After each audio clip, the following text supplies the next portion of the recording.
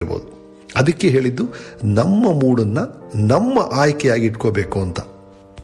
ಹೊರಗಿನ ಪ್ರಪಂಚದ ಟೀಕೆ ಟಿಪ್ಪಣಿ, ಫೇಸ್ಬುಕ್ ಲೈಕ್ಗಳು, ಇನ್ನೊಬ್ಬರ ಅನವಶ್ಯಕವಾದ ಅಭಿಪ್ರಾಯಗಳು ನಮ್ಮ ಮೂಡನ್ನ ಯಾವತ್ತೂ ನಿರ್ಧರಿಸಬಾರದು.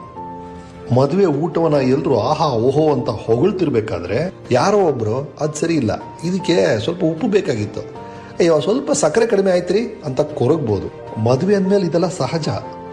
ಆ ಒಂದು ಕಮೆಂಟ್ನಿಂದ ನಮ್ಮ ಮೂಡನ್ನ ಹಾಳು ಮಾಡ್ಕೊಳ್ಳೋದ್ರಲ್ಲಿ ಯಾವ ಅರ್ಥನೂ ಇಲ್ಲ. ನೆಗೆಟಿವ್ ಕಮೆಂಟ್ಸ್ನ ಬಿಟ್ಟಾಕಿ, ಎರಡನೇ ಬೆರಳಿಂದ ತಪ್ಪು ತೋರಿಸೋರನ್ನ ಬಿಟ್ಟಾಕಿ, ಹೆಬ್ಬಟ್ಟಿನಿಂದ ಥಮ್ಸಪ್ ತೋರಿಸ್ತಾರಲ್ಲ ಅವ್ರ ಬಗ್ಗೆ ಗಮನ ಕೊಡಿ. ಹಾಗಂತ ಕಂಪ್ಲೇಂಟ್ ಮಾಡೋರನ್ನ ಸಂಪೂರ್ಣವಾಗಿ ಕಡೆಗಣಿಸಿ ಅಂತ ನಾನು ಹೇಳ್ತಾ ಇಲ್ಲ. ಅವ್ರು ಹೇಳೋ ಕಂಪ್ಲೇಂಟಲ್ಲಿ ಸತ್ಯ ಇದ್ದರೆ, ಅದರಿಂದ ಸಮಸ್ಯೆ ಆಗುವಂತಿದ್ರೆ ತಕ್ಷಣ ತಿದ್ಕೊಳ್ಳೋಣ.